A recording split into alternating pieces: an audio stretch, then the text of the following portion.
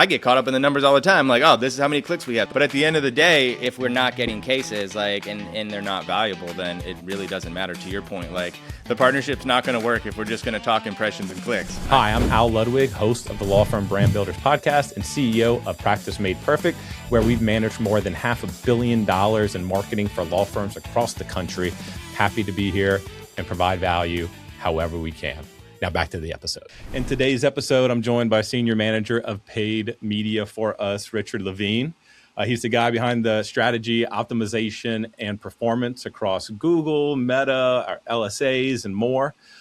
Really anything on the paid digital side for our clients. He's in the trenches every day, figuring out what's working, what's not, and where firms are either winning big or quietly wasting money.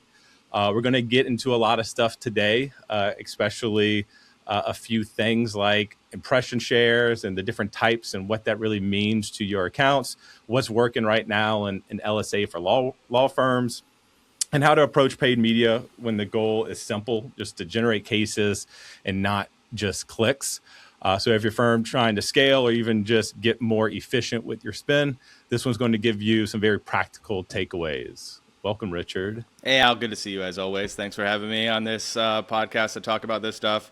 Bread and butter of what we do here every single day. Yeah. Anything interesting happening right now coming off of any calls? Yeah. I mean, client calls this week have been pretty good. We've got some new campaigns that we're launching in Nevada, focusing on some Roblox things and some items around people who have been wronged using some of those social platforms. All right, interesting.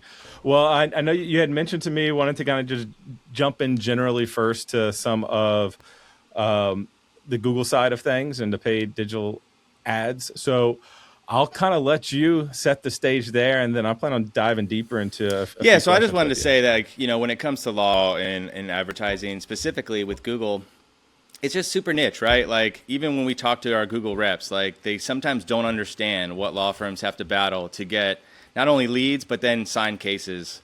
And so it's... You're saying Google reps don't understand exactly what we do, and that their goal isn't always in the best interest of our clients, and sometimes potentially in the best interest of Google. Yeah, absolutely. That's what I'm saying. Yeah. And applying their broad strokes of how things work for selling a T-shirt, for how it's going to work for us to drive leads and cases in the law space.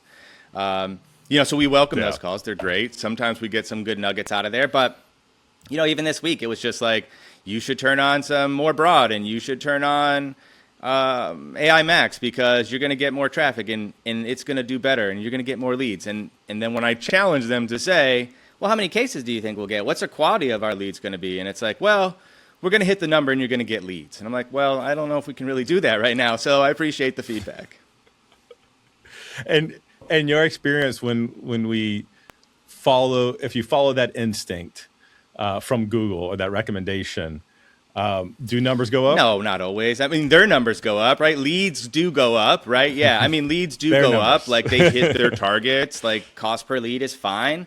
But not only the quality's not always there, and certainly not the cases. So it's like a balance of, hey, let me see that shiny new toy you have, Google, and let me see how I can apply it to some of our accounts strategically enough to say, like, yeah, we've gotten some more, chances at a signed case, but certainly not like broad stroke it the way they really want us to do it. And I think you're saying something important there, especially regarding the various products and, hey, most of the law firms that we talk to, they're asking, what should I be doing? What's working for your clients? What's this, what's that, right? Without the full context of, well, here's my current situation, here's my current intake data, here's my budget that I can spend, here's my market, here's what I'm going after, right?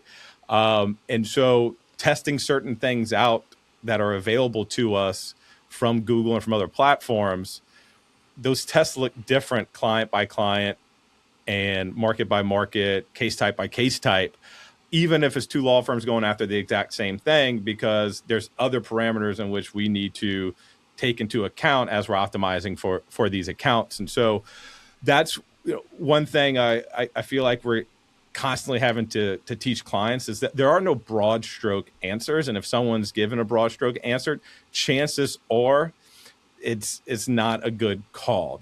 Yes, there's going to be some things that just generally work from market to market, channel by channel, and I take some of those best practices and institutional knowledge and develop out campaigns, both from the traditional and brand side to the digital and paid media side, with that in mind.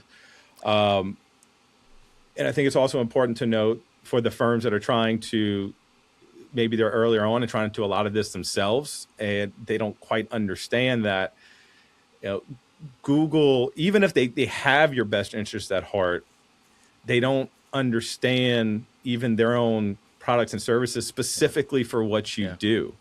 Yeah, no, you're totally right. And I that's an think important that, thing to note. what they try to do is just be like, oh, it'll work. It's working in this DMA. It'll work in that DMA. And it's like, that's not necessarily going to be the case. So I think internally what we do is try to take that data and say, all right, it's working in, let's say, the Florida market.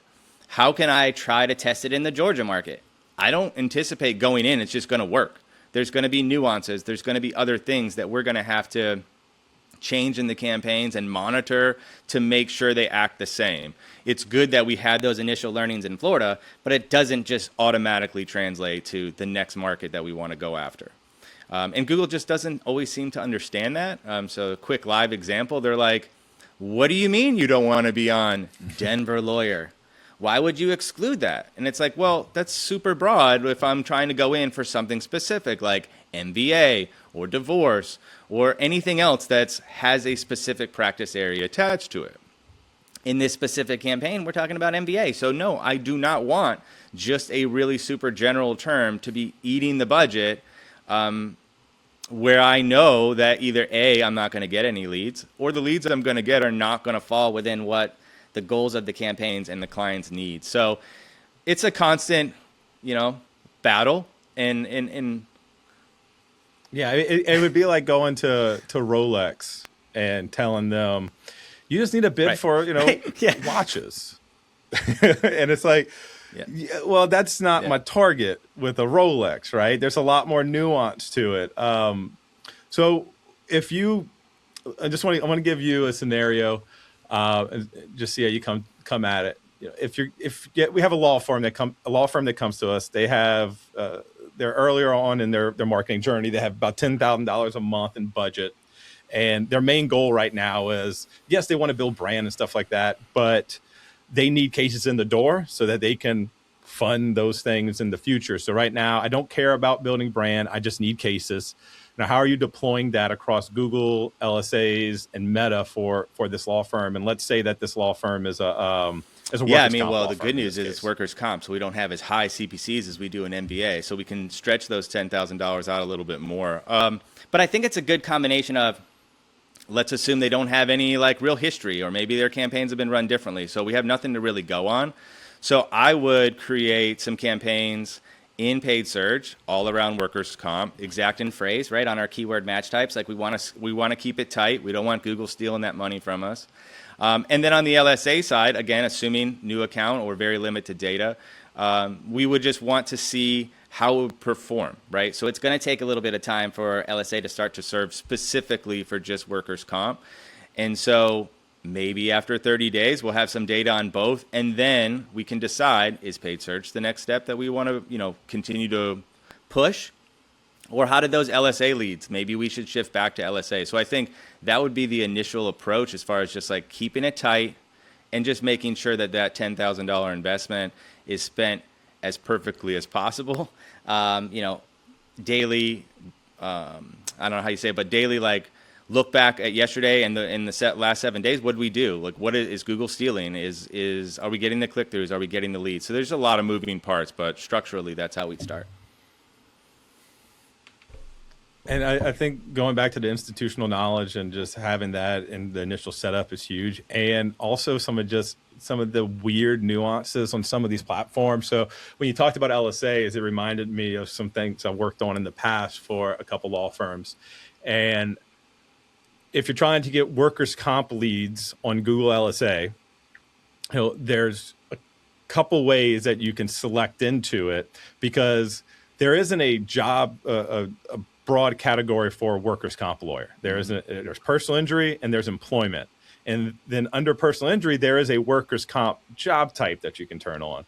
Under employment, there's also a workers' comp job type you can turn on.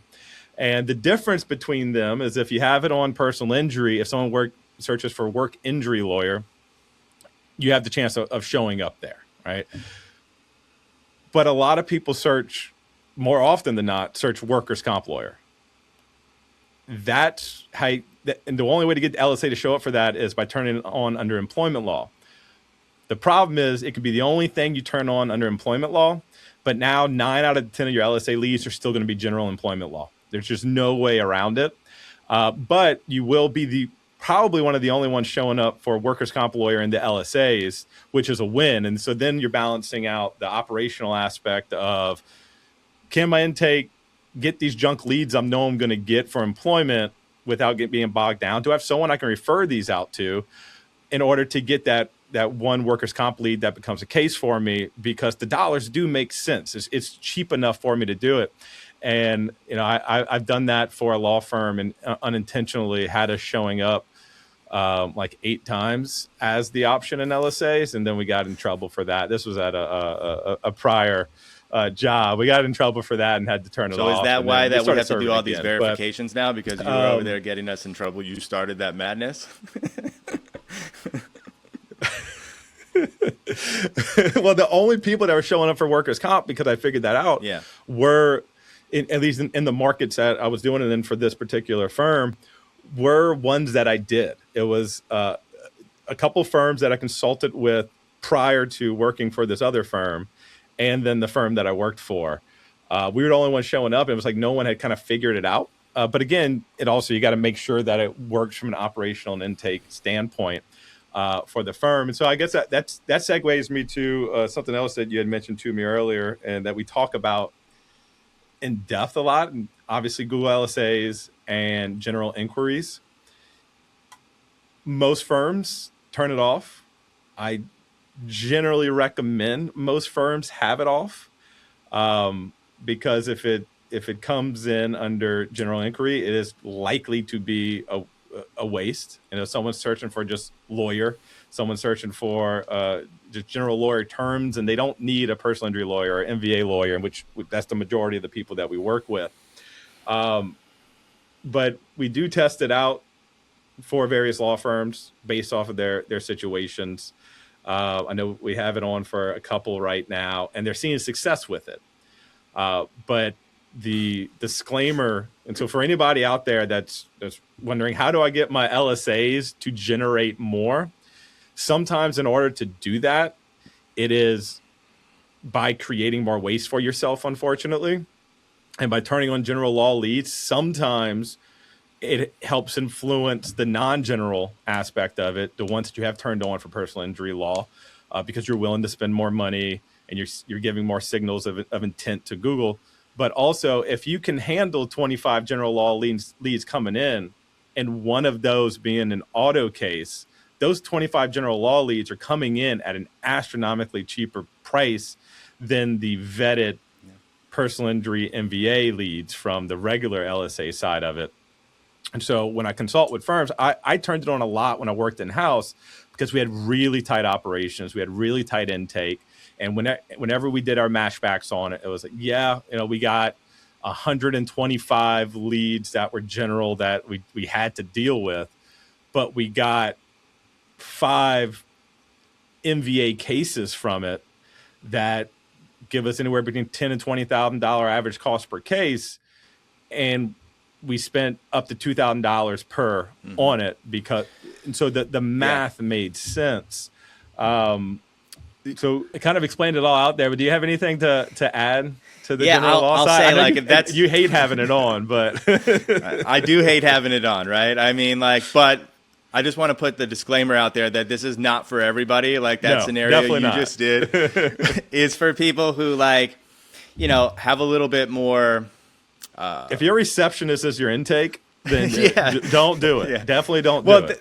That's one part. But the other part is just like dollars, right? Like I was just thinking through, like, law firms that are like maybe looking to stretch that dollar a little bit further, this would not be the way to do it. Now, there is a scenario where I could say, turn it on for 3, 5, maybe 7 days, right? And get it like kick-started and get that volume flowing and give, the LSA platform some feedback and then try taking it off. It doesn't always work. Sometimes you go right back to not serving, but it can work as far as just like giving it a kick in the butt, right? And getting it moving. You hit up on an important part that I didn't mention within all of that. And that's very much where are you at in your marketing journey? Where are you at with your spend and the level of cases that are coming in? That recommendation for me is typically, number one, again, you got to have your intake and your operations down pat. If you don't, then you're just going to piss people off. You're going to create a hectic workload for a bunch of people that aren't prepared for it. But the other aspect of it is, in most instances where I used it, we were at a point where we were looking for incremental gains. We had already established our brand pretty cohesively across the markets we were doing it in. We had broadcast TV, we had billboards, we had Meta, we had bottom of the funnel, Google Ads, we had LSAs work. Everything was firing on all cylinders, and it was, what's something we're not doing that can potentially bring in some more cases that we're not thinking of right now? Okay, well, here's something we can test. And we tested it, and it just worked from a monetary standpoint. And I think internally, that's what's working best for the clients we have it on for, is the same thing. Like it is giving them like incremental gains. It is, helping them to control the DMA that they're targeting and that they're trying to dominate. Absolutely. But man, if you there's so many 1-minute calls, like just again, disclaimer alert, like there's so many 1-minute calls that come in that cannot be disputed, that even if you give them the feedback and you go like, oh, LSA will fix it and it'll learn from it. No, it doesn't learn from it. It just continues to give you these like general inquiries that are like a minute or 2 minutes long. So again, and ideally you have a referral network built up for that. When you do get a general inquiry that does fall into a category that can be helped, but you don't want to do or you don't do, you can refer it to someone to maybe make a fee split or something like that off of it. But more often than not, it's a lot of people that are in situations that it's a very general legal situation that they want legal advice on, and there's not a case for anybody, for any law firm, no matter what they do. And so balancing that out. But if you do have a referral network, some of those can also potentially turn into something. Yeah, and what I'm seeing now in the data, is some of that. Sure, I'm sure that some of them could be referred out, but then there's also a handful, weekly, of like civil stuff. There's people mad at somebody, and they're like, I'm just, and that's the inquiry that Google served, and it's like, that's where it gets frustrating, because like, can we just take it a step up from like the people who are just mad at somebody, because like we're paying hard-earned dollars against that, and with no way of like further proofing, that strategy by having that general inquiry on. So, yeah. All right. Well, talk to me a little bit about impression share, top of page rate, impression share, absolute top, all of that. I have a lot of firms that like to ask about, hey, what's my share of voice in the market? How am I doing against the competitors in the market? And we have certain visibilities in that. It's not always perfectly clear because everybody's Google Ads setup is different. But the impression share is one place where we're able to speak a little bit to it. Can you talk a little bit about those? What matters to you? What you're looking at whenever you're looking at it? Yeah, so many things we could talk about here, because like Google has theories on impression share too, because they like to tell us that our impression share looks really strong. But when we look at our other metrics, absolute top and top of page, they're not as strong. And unfortunately, what they still don't understand, and as an industry where this makes paid search difficult, because law is so niche, is that you really need to be one of the first clicks or first calls for a case. Like if you're in MBA and you are not in, absolute top or top of page consistently, then by the time they call you, regardless of what your impression share is, by the time they call you, it's either really crappy lead or they've already signed with somebody else and they're still making calls to see if they can get a better deal. Mm-hmm. So to me, that's where the disconnect is when we talk to like Google and even partners, in and out of the building. It's just like the impression share itself. I'll look at it. Like I obviously want to have an impression share that's better than our competitors, But at the end of the day, like if we're not on top of page, and specifically, I love when we're absolute top of page. But if we're not at least top of page, then most likely, if I track it all the way back to lead quality, we are going to see a lower quality lead than in the same campaign, same targeting, same DMA for someone who had an absolute top that was higher than ours. Yeah, and there's a couple of ways to look at it. Obviously, one thing that we're doing across our clients, anytime we have the ability to do so based off of transparency with our clients, is feeding back intake data, case data, all of that to give Google the signals of who's more likely to be in a situation that is something that would convert into a case, because Google has tens of millions, if not hundreds of millions of data points on every single person that's out there. And so all these little data points work together to understand is like this exact type of person is 10 times more likely to be in a wreck than this other type of person. So it'll adjust accordingly to it.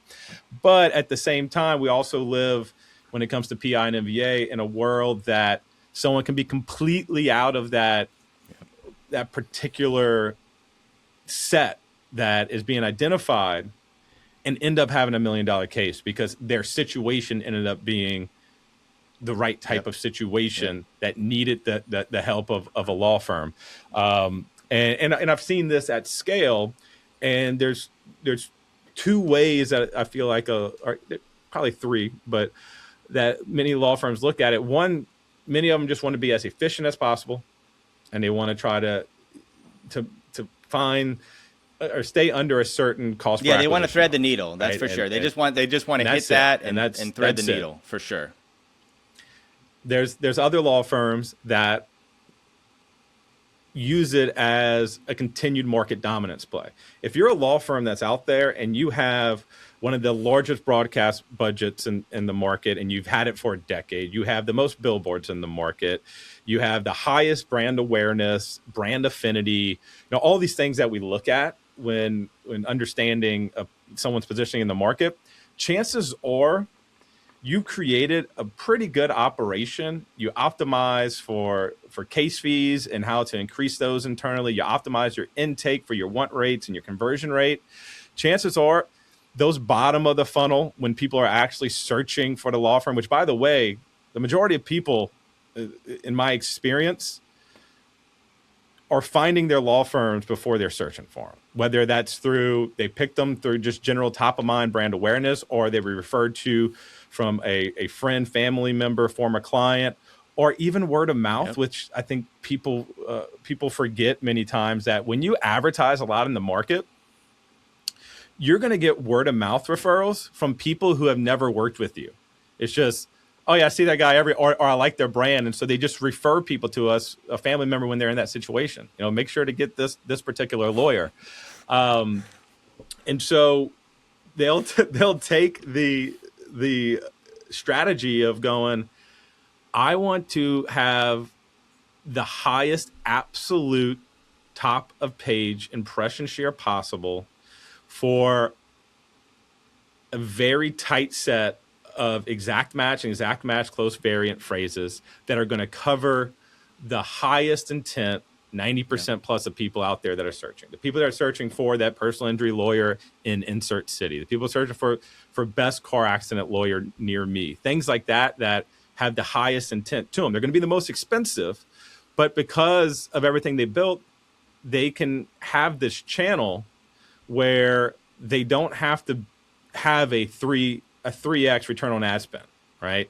They are okay with spending $10,000 on a case from the channel that only pays out $15,000, right? Not much of an ROI there, but when they're doing thousands of cases, they can take $5,000 on a case just to get it in the door, and then add on 25 to 50% on top of that for the lifetime value of the client if you're doing a good job and getting referrals from your client base.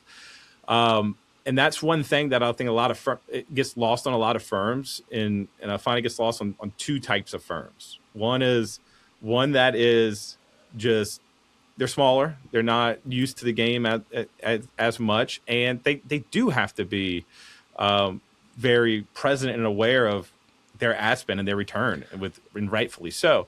And the other ones that are so corporatized that there's just a certain leading standards that are like, we don't care about all that. It's just, these are the numbers and that's it. And they don't want to pivot based off of, certain maneuverabilities like that. But if they do, sometimes it opens them up to that $2 million case that year that they otherwise wouldn't have gotten. And you are spot on. And you know what's like not funny, but kind of funny is like that there are a lot of firms that just focus on the numbers. That's it. They just want to know. They can go into Google, they can see it, they know exactly how much they spent, what they got for leads, they can track it back, and they're like locked in on it. And they never look past the fact that like there could be so much more. You could have loss leaders, you could have word of mouth, everything that you just said.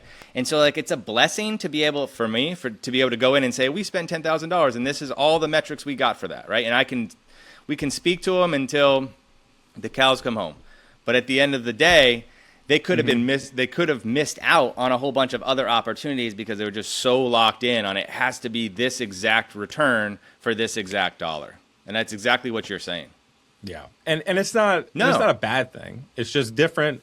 It's different mindsets, different strategies, different risk tolerances for different law firms, right? And I've worked with lots of different ones that have different risk tolerance and strategies.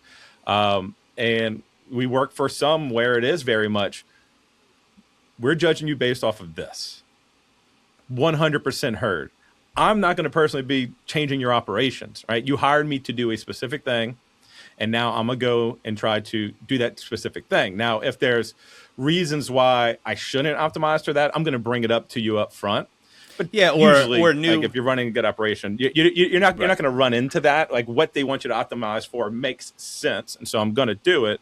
I'm going to still try to have the conversations about as we evolve over time. Maybe we should consider X, Y, and Z. But for me, I'm being judged off of this one thing. I'm going to make sure that and if this one thing needs to be some type of internal law firm metric. The cost per acquisition, the case fees, something like that. Not I'm judging you based off of the traffic, or I'm judging you based off of the click-through rate, right? Things like that. If that's what we're being judged off of, then I think it's safe to say that there's probably going to be an issue with the partnership at some point. Yeah, a little bit of an issue. I mean, look, and I'm with you 100%. I mean, like, we can, as part of what we do here is like to say, all right, this is your goal, this is your budget, like, absolutely, we can do the goals. We can hit the goals that you're looking for. We can strategize towards that. But it's also our job to say, hey, there's this new thing we can test. There's this new opportunity. What did you think about this? Did you think about your messaging or your branding or the campaign structure? Any of those different types of things along the way to then make not only the core metrics that they're most worried about, which is what their signed case value is, but also like future, opportunities to grow and expand, and not just focus in on those data. Because I get caught up in the numbers all the time. Like, oh, this is how many clicks we have. This is how many. But at the end of the day, if we're not getting cases, like, and they're not valuable, then it really doesn't matter. To your point, like, the partnership's not going to work if we're just going to talk impressions and clicks. I mean, I can give impressions and clicks all day. Yeah, but the ideal client obviously is someone that we can act as a consultant for as well across the entire marketing ecosystem, in which the paid digital media plays an important piece of. But we have an example recently where we were working with a client and their objectives changed over time because the market changed for the particular practice areas they were going for. They did huge in mesothelioma and asbestos, stuff like that in the past. But things changed, things pivoted. And then they pivoted again. And so we came to them with a whole new strategy that involved a lot of social media marketing, something that they hadn't done a lot in the past. But because of their new internal directives and goals, it just started becoming very clear that we needed to have it felt right? Especially based off of previous experiences, doing similar things for PI law firms, MBA law firms, mass tort law firms, med-mal law firms, so on and so forth. And they just what they needed really fit the mold of a marketing campaign that the creative does the optimizations for you. It finds the right people and has the people self-select in. And after 1 week of that running, they told us, wow, what we changed is working, right? And that made my week Yeah, me too. I wasn't expecting to hear it so soon. Me I either. was confident. Yeah. But I think it's important that you don't get stuck in the same thing day in and day out, which is also why I can't get the CMO mindset out of my head, because I was internal. I was a head of marketing, and I was doing every aspect of marketing and building a team to do the entire marketing ecosystem from community to traditional to social. And, it's a lot. Yeah. But when you have that lens and you have the capabilities, you're able to just pivot based off of the client needs rather than off of just off of the things that we do. And I find that extremely valuable for law firm owners. Yeah, for sure. I just want to piggyback on, before you do that, I just want to piggyback on the social that you just brought up. Like, I think prior lives, I've been doing law for a while, but prior lives, I think, people get caught up in like, I need to have, a call to action, and I need to have as much text in the ad as I possibly can because that's what Facebook recommends. And I think like what we're starting to prove, and what you've, proved in the past as well, is just to say like, let the creative do it. Like the creative had visuals that drew you in. It had a quick call to action that was like, wow, that's eye-catching. I should probably focus on that for a minute, right? And that's why I think we got off to such a good start. I was also surprised, made my week, all those things. But I was surprised as well just at how quick it was, that they were happy with it. Obviously, again, I just want to say like not every lead that we've gotten has been so amazing. But the majority of them, it's not going to be. No, I know, but I just feel like, to be real, like some of them are really weird. Like they're not like, they're kind of in market for something, but I don't think they're in market for a lawyer. And other ones have been like really, really spot on. And I just think it's that creative where it just gets them. So less text in our ads right now, more focused in on just that creative imagery with a quick call to action and a brand logo, and boom, it seems to be hitting. So. In paid law campaigns, I'm wondering if you have a real example of a campaign that unexpectedly crushed it for you, for a client, and what you kind of just generally learn from it. Does anything come to mind? Oh, that's a loaded question here. No, I think recently, yeah, we've been doing some of that stuff around Roblox and Discord and things like that we've been really trying to help a client with. And I think like the feedback we actually got this morning was like they've already got a couple of cases in on that. And to me, like it's a big win because it's like super niche, right? That's something where someone came to us and said, hey, can you help me figure out if I have something here? This is what I'm trying to go to. We helped navigate that. We launched some campaigns around it. But honestly, like going into it, I'm like, I don't know if this is going to work. Like, I don't have any, like, I don't know. Like, I have no historicals. I have no idea if this is even going to be searched. So getting that feedback so quickly, like 3 weeks in, just proves that like being on the right set of keywords, being in those core themes that we can take from MBA and apply to different niches like this, and that structure can then get us in front of people, and then they can actually turn into cases. So, I mean, that's the most recent one, but I mean, there's so many. I mean, we could talk about that for like a long time.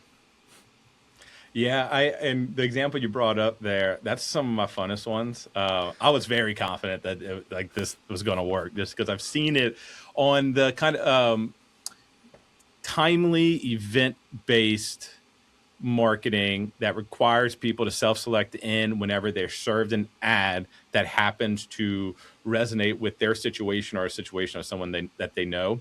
One of mine was, and I talked about it internally before, I live in Louisiana, and there are all of these industrial plants everywhere.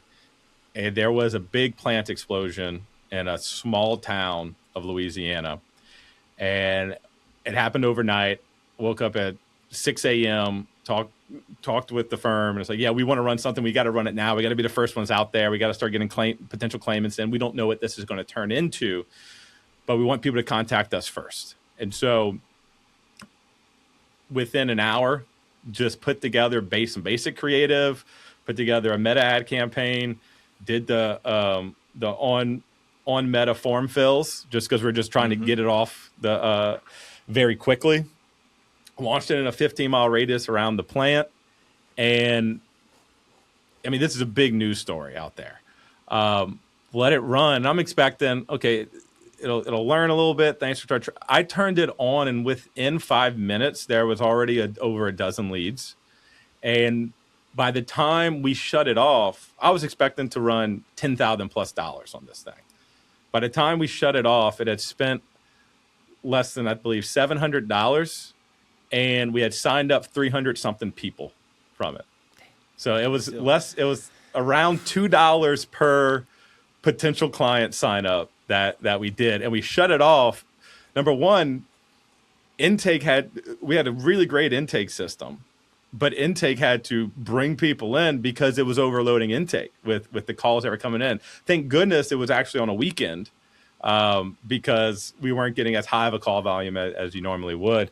But that was one that really stuck with me and helped inform me about a lot of this event-based marketing towards a particular situation for potential litigation around it. It's the same situation around a lot of mass torts. Because I did another one where it was the other one was hyperlocal that I just said, but another one where a firm was looking to target a specific illness that people were getting from contaminated water systems, from cruises, hotels, things like that. But it had to run as national because it could have been anywhere nationally. And the budget, we weren't putting a lot behind it. It was about $25,000. And when you think a national campaign, you're not going to get the reach and amount of people you need. But again, it's a perfect example of make the right creative that's very obvious of what this is and why people should act on it. And over time, it optimizes towards the people that are more likely to be in that situation based off of the millions of data points that Meta has, based off of their engagement cues as they're seeing content around it, so on and so forth. And next thing you know, we're getting 5 to 15 leads every single day from across the country for this campaign that's running on pretty minimal national scale budget. So that type of marketing is always really fun for me. And you also don't know what it's going to turn into in the end, but it's interesting. Yeah, it's always a little nerve-wracking at the start. I'm like, I think it's going to work. It looks good. Everything's acting right. But then you really don't know until you get that actual feedback. So, I mean, it's been exciting to be able to do it. And, obviously, we don't want timely things to happen, but when they do, we want to be there. I feel like, maybe we could start saying that we can get cases as low as $5, each, maybe down the road. We should work that in somewhere. I talked to one of our clients needed to do something like that, event-based marketing around it's on the news, it's very topical, all that. And I gave him the examples that I just talked to you about. I was like, but don't expect them to come in at $1 a piece. But it's just an example of how it happened before. Your situation's not this exact situation. But I was like, I do expect it to work. Yeah, for sure. And one of the funny aspects around that, and you had touched on, letting the creative tell you what's letting the data from the creative and the campaign that's running tell you what's working, and continue to double down or optimize towards that. Feed as much as you can. Feed in more inputs and more creative.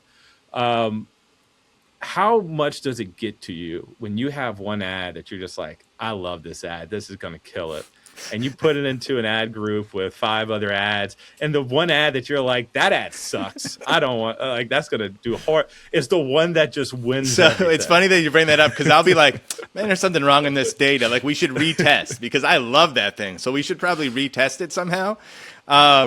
And then after you get past that and you let your ego go a little bit, then you decide that it's like, well, the data is the data. Let's just keep feeding the beast. But that initial shock every time, it doesn't get old. I'm just like, nah, it's got to be wrong. It's got to be the data's wrong.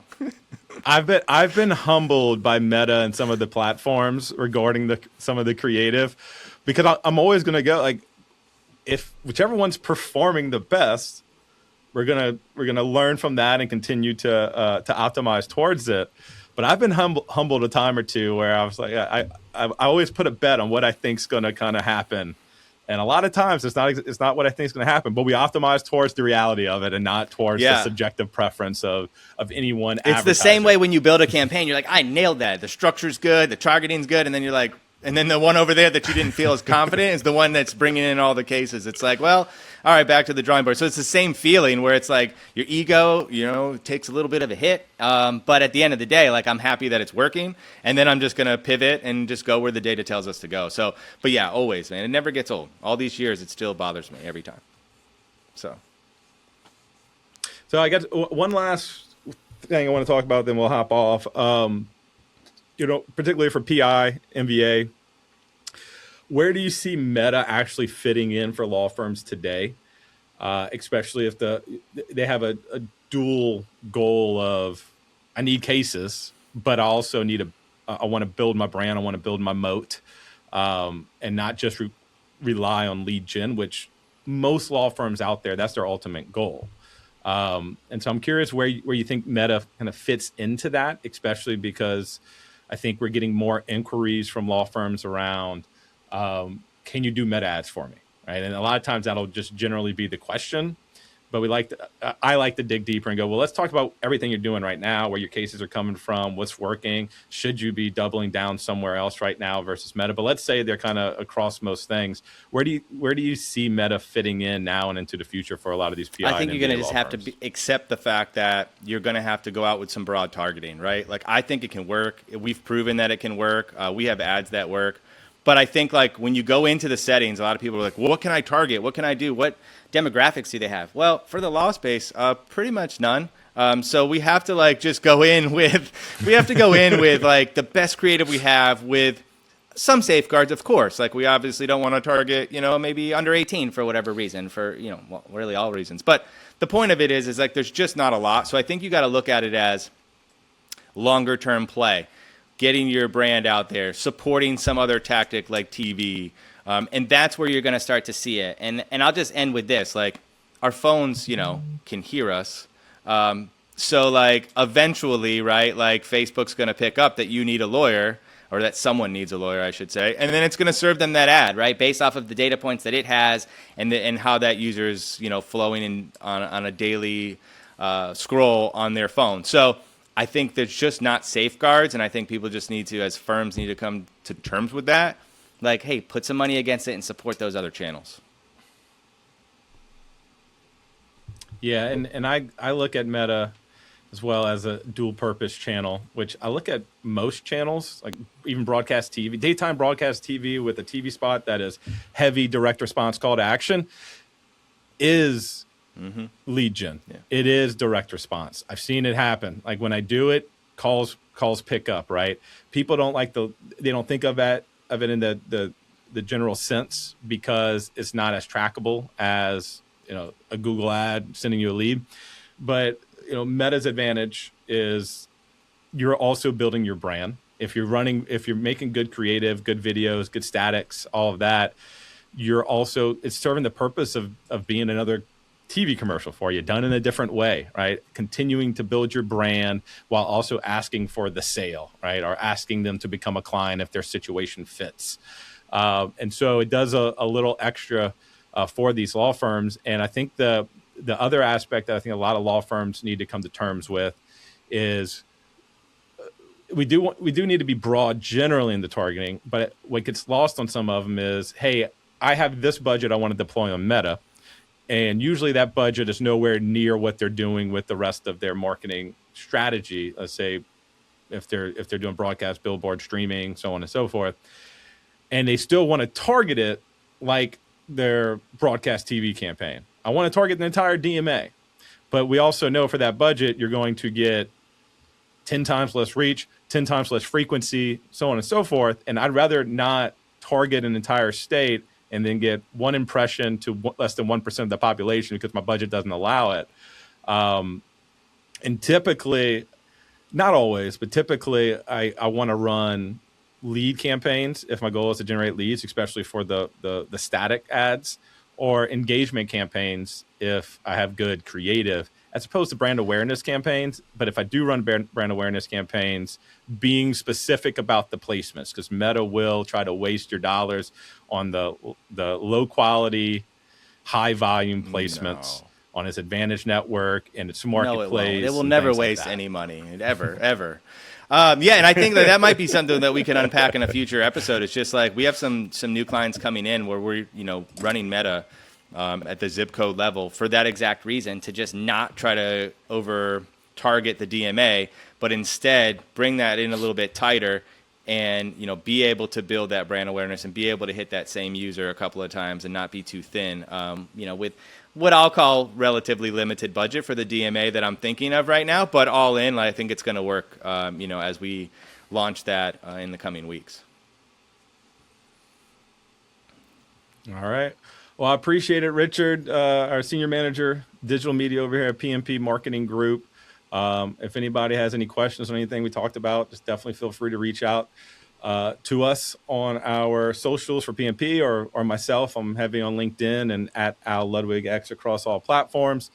My goal is that anybody who hears this gets some great value out of it, no matter if we ever work together or not. So appreciate you listening if you made it this far. Yeah, thank you, Al. Yeah, if you made it Richard. this far, we appreciate it for sure. See ya. See you.